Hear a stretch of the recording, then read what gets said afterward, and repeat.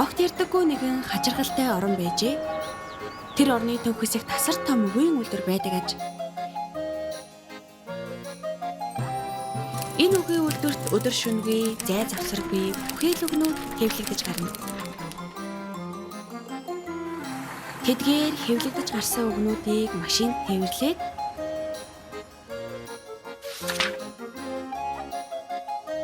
тодорхой үг зардаг цэгүүдэд түгээдэг.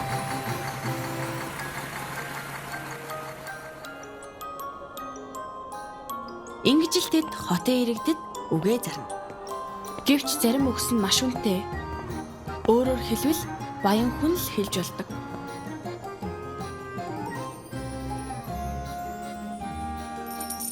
Энэ хотод ярина гэдэг л хамгийн үнэтэй.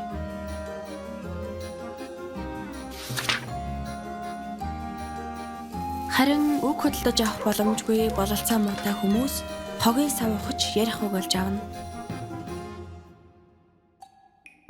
Гэсэн ч тэндээс хэрэггүй өгнүүд л олдно.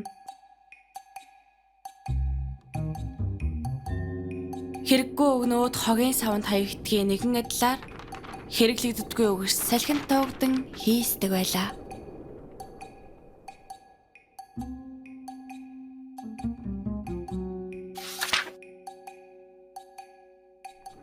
Нэгэн удаа мөн л салхинд хийсч буй 3 үгийг Тэмүүжин хүү эрвээхийн тороор барьж авчээ.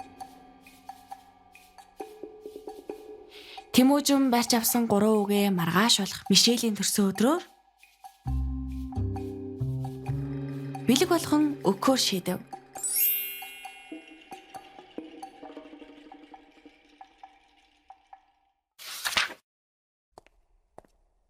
Охины гэрийн гадаа Тэмүүжин нааш цааш холигсоор сэтгэл шингэсэн 3 үгээ өгнө гэхээс ичсэн үү? Хит хэдэн оролдлогын дараа Мишелийн гэрийн анхыг дарлаа. Мишель хаалгаа тайлж өгөх үед энторын өнгөтэй даашин зөмссөн байх ба үсэн намрин үзэсгэлэнтэй төрх нь улам тодрно. Түүнийг харсан Тэмүүжин догтлж орхихан тэр.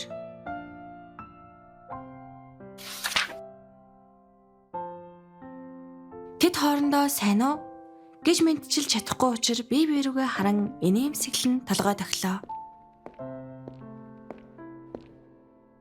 Ийм зогсох хооронд Базар Тэмүүжингийн хойно ирсэн байв. Базар харин инээмсэглсэнгүй. Шууд л Мишель тандан "Мишель, би чам чин сэтгэлээсээ хайртай. Нэг л өдөр бид гэрлэн гэдэгт итгэдэг."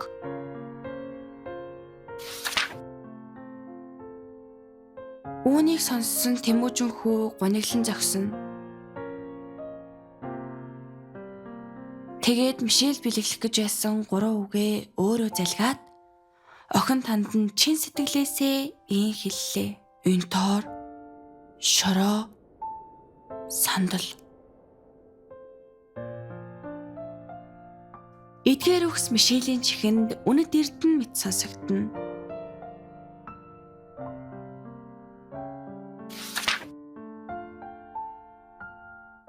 Үүний хариуд Мишель хүүд дөхөн газар дээр нь үнсгэн тэр. Хүү энэ үед аль дээр хогийн савнаас олсон үгээ гаргаж ирэн залгаад